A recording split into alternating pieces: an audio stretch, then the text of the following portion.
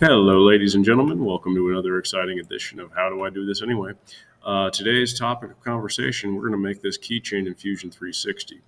This is one of the first projects that we work on, so let's go ahead and get to it. First off, we're going to go ahead and make sure that we're starting our document. I'm going to start a fresh one and make this over again. But you want to make sure that you are doing this in your intro folder. So if you're not in your intro folder, then you want to go ahead and click the home and navigate to your intro folder. Otherwise, we're going to go ahead and start a new design by saying File, then click New Design, and it should pop up with an untitled document right there. Once it's there, go ahead and click that Save button and title it Keychain underscore your initials. This is my second one since the last one failed. We're going to go with that. So now save. So my name popped up here in this tab, JG2, and it popped up right there. So that means that my file is saving correctly. We can go ahead and hide that data panel so that way we're not going to have it crowding our screen.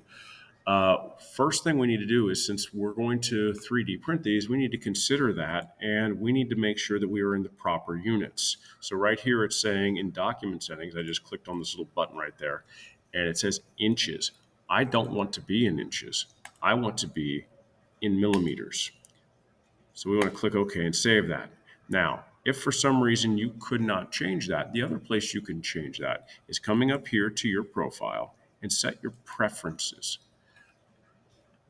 When the dialog box comes up, then what you're going to do is click the design button right here. And you see how the default units for a new design is inches? Change that to millimeters, okay? Because that way, anything that you go to 3D print, it will be in millimeters and it'll always open up your new designs in millimeters. So it's just a nice rule of thumb, a nice practice. Now, let's go ahead and get started. The first thing we need to do is we need to create a sketch in order to create a 2D sketch of our basic object.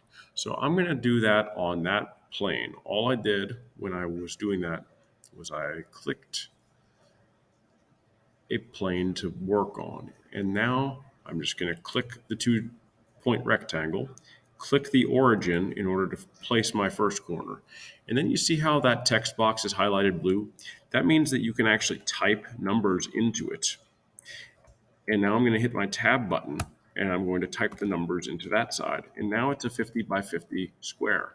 So I'm going to hit the enter button and it's going to lock it in with those dimensions. Now I want to extrude that to give it some thickness. So I need to finish my sketch first.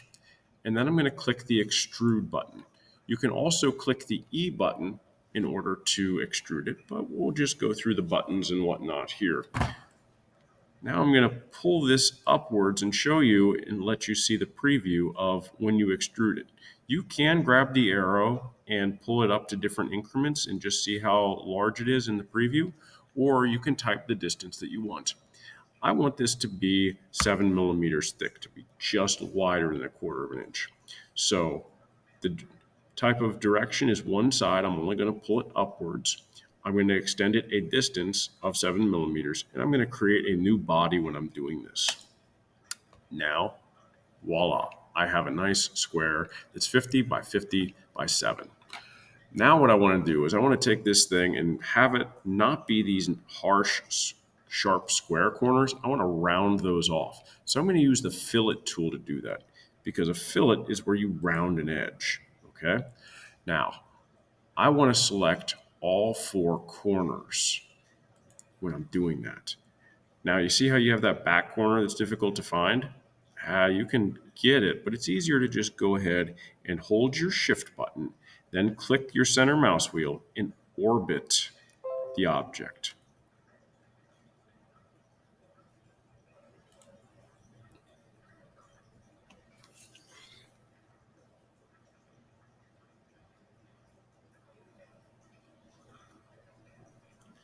So, by orbiting the object, I can go ahead and see all the sides, and then I can just move this thing until it's the right size.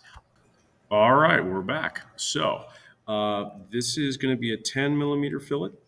I can go larger. 15 looks nice. Whatever you feel like looks good, go ahead and make it that for now, since we're not having this join into any other parts. So now the overall outline is nice and filleted. We're going to go ahead and add some fillets to the top and the bottom edge also to kind of round this off and make it look nice. Let's look at a 2 millimeter fillet. Yeah, that's more than enough. Remember, our whole thing is only like 6 millimeters thick or 7 millimeters thick. You don't want to have too large of a fillet, otherwise it's going to start cutting from one side all the way to the other side of the surface. All right, next thing we need is we need a hole in the thing. We got to have a hole for our keyring to our beaded chain to go through. So I'm going to go ahead and start a new sketch on the surface that I want the hole to be. So I'm going to create a hole, a circle, a center diameter circle to be specific. And I'm just going to go ahead and I'm going to click where I want this thing to be. And then I'm going to type 5 millimeters because that's the size of the hole that I want. All right, now you see how it's really far in the center here? I don't like it there. So I'm just going to click it and drag it on up. Come on.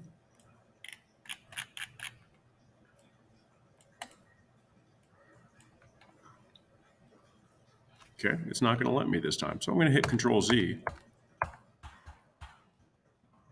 and get rid of that hole. So now, I want too many. Redo the sketch. So now I've got my sketch back. And now I'm going to put that 5 millimeter hole.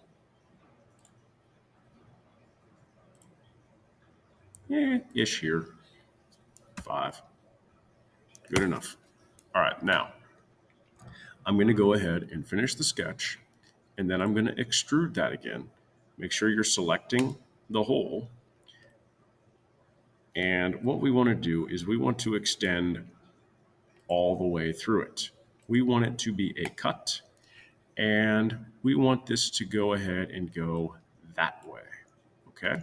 Now, you see how it populated with a distance now? I want it to go all the way. So you see the red preview, how it shows that it's cutting the material away? That's exactly what I want. So I'm going to click OK. The nice thing about this program is it will preview it for you before you actually finalize it. Now I'm going to go ahead and fillet that top and the bottom of that. So that way it's not a sharp edge. And I'm just going to go ahead and do a 2 millimeter fillet again, since that's what I did on the other one. Yeah, that looks decent. If you want to do a larger or smaller, go right ahead. Whatever looks nice to you. Okay, so now I've got my hole for the keyring to go through.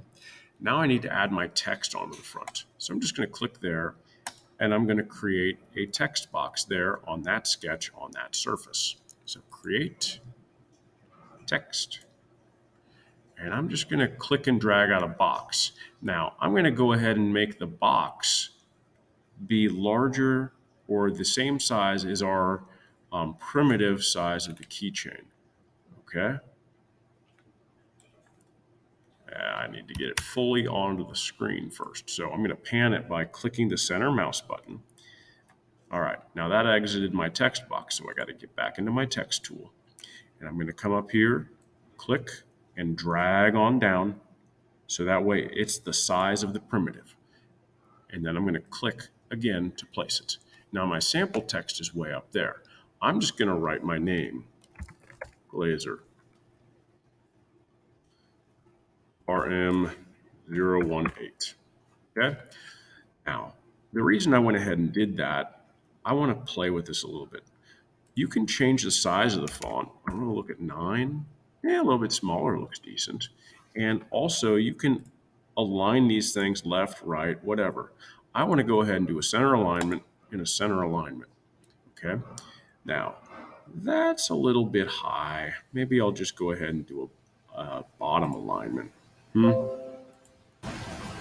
You can play with your text in order to make it fit how you want it to. Okay? That actually looks decent, and I'm going to go ahead and say 8 millimeters.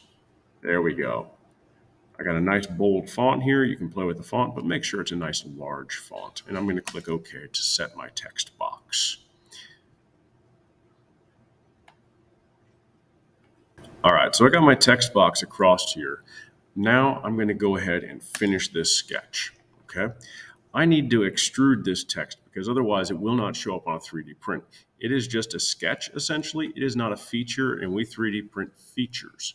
So I need to click this extrude button, and the easiest way to do it is that. So now I got to find my text and I got to select it. You have to be very careful when you're selecting your text and make sure you actually get it. Then play with that preview. A lot of times with extrusions, you bring stuff out. We're going to bring it down, okay? Because this is going to help our letters last longer. So we want this to be a cut. 2 millimeters is a good distance. So we're going to click OK. And now, boom, I've got that going. So if you would like, you can go ahead and put an image on the back there as long as it's a nice, large, basic image. But other than that, that's it. What you now need to do is you need to save your document one last time. And this description of user saved, Fusion saves a lot for you automatically. So that's just saying that it's a user save. And that's it. So hopefully this helped you out. And if you have any questions, go ahead and feel free to email me. Take care.